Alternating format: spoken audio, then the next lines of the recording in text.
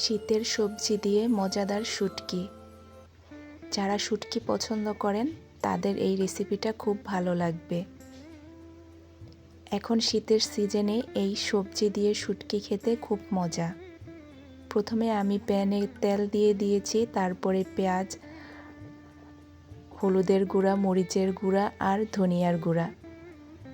হলুদের গুঁড়া 1 চামচ, ধনিয়ার গুঁড়া 1 চামচ আর মরিচের গুঁড়া আমি 1/2 চামচ দিয়েছি। মরিচটা একটু কম খাই সেজন্য 1/2 চামচ দিয়েছি। যারা ঝাল পছন্দ করেন তারা 1 চামচ দিতে পারেন। তারপরে এখানে আমি মশলার মধ্যে পানি দিয়ে দিলাম। এখন ভালোভাবে মশলাটা কষিয়ে নেব যতক্ষণ না উপরে তেল উঠে আসে। তেল উঠে আসার পরে আমি কেটে রাখা সবজিগুলো দিয়ে দেব। আজকে এখানে যেই সবজিগুলো দিয়েছি সেগুলো হচ্ছে সিম, আলু, কালো বেগুন, মূলা আর এই মাছ শুটকিটা হচ্ছে সুরি শুটকি।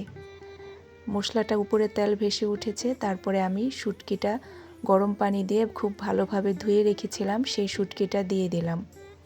এখন শুটকির সাথে মশলা দিয়ে ভালোভাবে একটু কষিয়ে নেব। মশলার সাথে শুটকিটা কষানো হয়ে গেছে। এখন আমি কেটে রাখা সবজিগুলা দিয়ে দেব। সিম, আলু, মূলা আর কালো বেগুন। এই সবজিগুলো দিয়ে শুটকি রান্না করলে বা শুধু এই সবজি রান্না করলেও খেতে খুব ভালো লাগে। ভাত, রুটি সব কিছুর সাথেই পুরো জমে যায়। এখনও যারা ভিডিওতে লাইক দেননি একটা লাইক দিয়ে বাকিটা দেখে নেবেন, আর যারা এই কাজটি করেছেন তাদেরকে ধন্যবাদ। আমার ভিডিও আরও দেখতে চাইলে চ্যানেলটাকে সাবস্ক্রাইব করে পাশে অল বাটনে ক্লিক করে দেবেন। যখনই আমি নতুন ভিডিও ছাড়ব তখন আপনার কাছে নোটিফিকেশন চলে যাবে, আপনি আপনার সময় সুযোগ মতো দেখে নিতে পারবেন। মশলাটা খুব ভালোভাবে সবজির সাথে মিশিয়ে নিয়েছি, তারপরে ঢাকনা দিয়ে কিছুক্ষণ ঢেকে রেখেছিলাম। আবারও এখন ঢেকে রেখে দেব। তারপরে হচ্ছে যে আমি এখন অনেকক্ষণ পরে এসেছি, প্রায় 6-7 মিনিটের পরে। চুলাটা মিডিয়াম আঁচে ছিল। এখন হচ্ছে যে আমি এখানে গরম পানি দিয়ে দেব।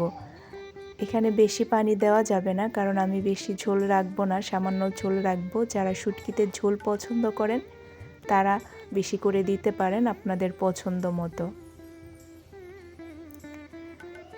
এখানে এখন আমি ভালোভাবে দেখতে পাচ্ছেন যে যেই পানিটা উঠেছিল সবজির থেকে সেটা শুকিয়ে গেছে।